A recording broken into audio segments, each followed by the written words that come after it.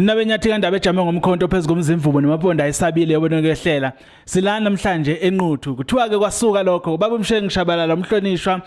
owenza imanga ngendlela eyisimanga exake ukwenza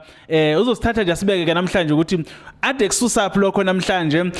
kumhla ka 21 kuNovember ku2003. Ukususile lokho namhlanje baba siyakubingelela mhlonishwa. Angithokoze ngibingelele nababukeli emakhaya. Cha namhlanje siqale lapha kunomkhosi road lapha bese yodlulisela khona umgwaqo esasuthembisa abantu isoyi salihlaba ngomhla ka 7 February sabathembisa ukuthi emva ka 6 months sobe sesiyedlulisela ingqalasizinda noma umgwaqo wabo kubona nangempela uAugust ushaya sekuphelile ngenxa ke imisebenzi eminingi besinayo kodwa sibukile ukuthi namhlanje asiyodlulisela emphakathini ngokusemthethweni asidlulileke lapho sadlulela endaweni yakwa Ward 9 lapho besiyovula khona umgwaqo iGubazi Road esuka kwa Ward 13 iziyophelela kwa Ward 9 la iphela khona kwa Ward 9 sekuyitiyela kuqala kuyigravel ngale kwa Ward 13 bese uxhuma kwa Ward 9 usuyitiyela umphakathi ke ndawo zonke utshengise ukuthokoza okukhulu ngeinqalasizinda ebesisobanikezela zona asigcinanga ngalokho indawo zombili angihambe khona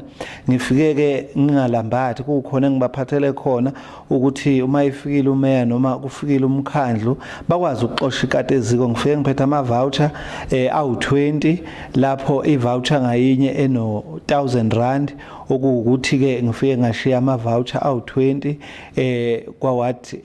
19 la ngiqale khona ukuthi bakwazi ukuxosha ikati eziko kanjalo futhi mase ngidlulela kwa Ward 9 nakhona bengiphethe amanye ama voucher awu20 lapha kukhona abahlomlile bayokwazi ukuxosha ikati eziko asigcinanga lapho kunensizwa eyazi yafika lapha eofisini lami insizwa kwaNdlovu enekhono lokucula eyathi yafisa ukuba ilekelelwe ngeinsiza kusebenza nayo iphika kanjalo nayo yonke nje imshini eyisebenzisayo isound nje yonke ephelele siphinde sayidlulisela ke khona kwa Ward 9 ejabule yazi yafikela zinyembezi kusasa sizoqala lapha eWard 14 siyodlulisela umgwaqo nawo isoyila esihlabe ngoFebruary kolonyaka sathembisa u6 months uphelile kumgwaqo sowudlulisela emphakathini kunomunye futhi umgwaqo sothi masisuka lapha kwaWard 14 kuPhilani Road sikhuphukele kuNkalankala road nakhona siyowedlulisela emphakathini wakwa Ward 10 nawo yiFebruary sahlabiso ingawo kodwa uphelile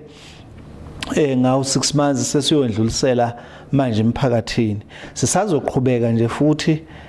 siyohlaba amanye amasoyi ngoba siqalile ngoAugust ukuhlaba amasoyi einqalasizinda ezinye amahholo ayafulelwa njengamanje engethembisayo ukuthi impela na kanjani uma uqala unyaka ozayo ngizobe ngedlulisela emphakathini ngiyilungiselela ukuthi ngilalele ukuthi abantu yini abayifunayo enye sizophinde sibenzele njengomkhandlo waseNquthu ngoba somkhandlo osebenzela abantu ngobuqotho nangokwethembeka nokubahlonipha abantu. Siyabonga kakhulu baba nawe mbukeli ngapha sekhaya uyizwele kubaba kusegeqa amagula wakubeka konke ingqalazinda nesaya kubantu nalapha sezohlaba khona amasoyi uyakuveza futhi ukuthi akuthembisile kubantu kuyenzeka njengoba bethembisile bathi mabekhuluma ke beyikhulumela nje bebodwa noma bekhuluma emphakathini bathi sethembe kuleyo nto leyo kabayisho bathi sethembe iyabonakala ke ngendlela okuhanjwa ngayo hambe kuhlatshwa isoyi kuphinde futhi lelo soyi lade lihlatshwa khona kuphinde kubuyelwe futhi sekhanjiswe ingqala sizinda baba elakho elokuphetha njengoba lokhu sibuka lokhu phindelele njalo lokhu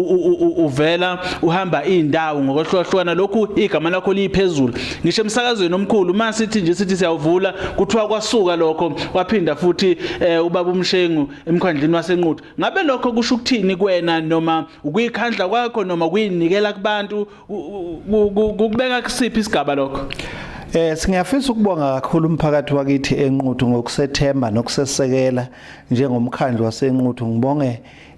abasebenzi bomkhandlu ngibonge oza kwethu amakhansela ukusebenza kwethu ngokubambisana khona ukwenza sikwazi ukuphumelela futhi ke sifundiswe umntwana wakaphinda ngene ukuthi singabathembisa abantu izinto esingezukuzenza njoba sithi sethembe nje sethembisa izinto esizozisa emphakathini siyafisa ke ngokuyithoba njengoba nangu kuyikhandla siqhubeke sisebenzele umphakathi wakithi eNquthu sithi awuqhubeke umphakathi wakithi eNquthu usethembe sizosebenzela wona.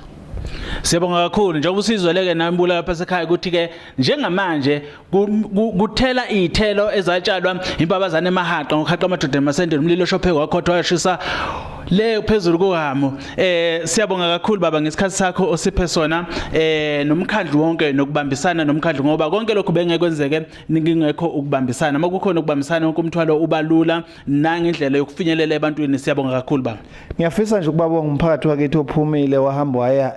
ezikhungweni zokuvota wabhalisela ukuvota ngobuningi. Sibakhuthaze-ke kakhulukazi abantu abasha ukuthi abaqhubeke abangalitholanga ithuba ngeweekend abaqhubeke